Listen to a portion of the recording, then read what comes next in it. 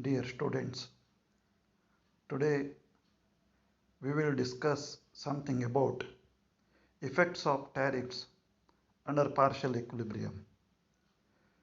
When a small country imposes tariff on imports of the product that competes with the product of small domestic industry, the tariff can neither affect the international prices nor can it affect the rest of the economy conditions. The partial equilibrium analysis that concerns the market for a particular product becomes the most appropriate. See, this concept is based on various assumptions. Let us discuss various assumptions of this concept. First one is the demand and supply curves of the given commodity are concerned with the home country that imposes import tariff. Second one is the given demand and supply curves remain constant. No changes in demand and supply. It remains the same. Third one is there is no change in consumers' taste, price of other commodities, and money income of the consumers. It remains the same. Fourth one is there is an absence of technological improvements, externalities, and other factors that result in changes in cost conditions. So, this is another assumption. No tariff is imposed by the home country on the import of materials that are required for producing the given commodity. Next one, imported product and home produced product are perfect substitutes.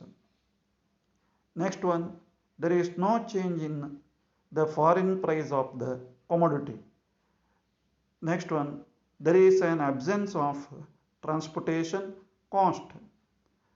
The foreign supply curve of commodity is perfectly elastic. Domestic production of commodity takes place at increasing costs. So these are the various assumptions on which this concept is based.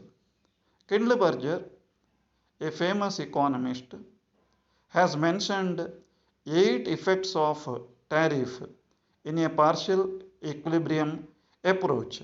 These include protective or production effect, consumption effect, revenue effect, redistribution effect, terms of trade effect, competitive effect, income effect, and balance of payment effect. Uh, I mean, once tariff is imposed, then what happens? It affects different aspects of an economy. Now, let us discuss each of the following in detail. First one is protective or production effect. The imposition of tariff may be intended to protect the home industry from foreign competition. So this is the main goal. As tariffs restricts the flow of foreign products, the home producers find an opportunity to increase the domestic production of import substitutes. That is why Ellsworth termed the protective or production effect of tariff as import substitution effect. I mean, once a tariff is imposed, what happens? Volume of imports comes down.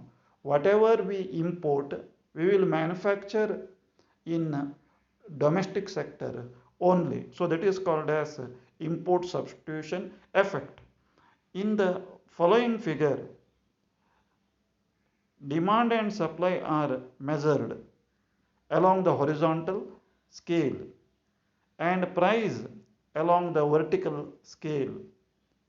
D and S are the domestic demand and supply curves of the given commodity respectively. Originally, PW is the world supply curve of the commodity and the pre-tariff price is OP.